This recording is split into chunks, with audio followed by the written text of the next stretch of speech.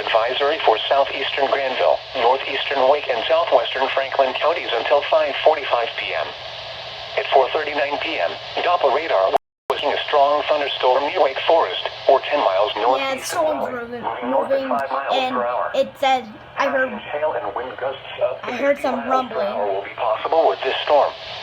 Locations impacted include Raleigh, Wake Forest, Franklinton, Roseville, Youngsville, Falls Lake State Rec Area, Falls Lake Boat Ramp, Pernal, Falls Lake, and William B. Umstead State Park.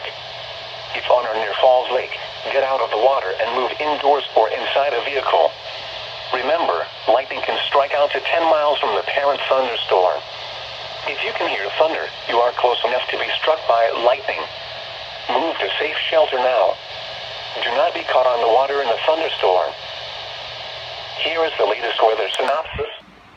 Alright, well guys, so Raleigh isn't really supposed to say significant weather advisory because that's not what it does. But what most National Weather Service office does, only it will say a strong thunderstorm will affect portions of.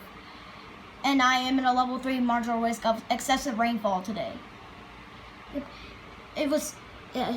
The correction should be a strong thunderstorm will pack portions of southeastern Granville, northeastern Wake, and southwestern Franklin counties until 5:15 p.m.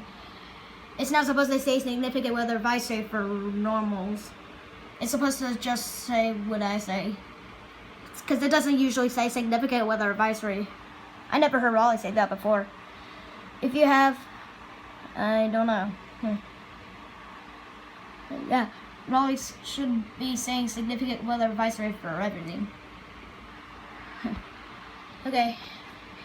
If you heard this, please comment below.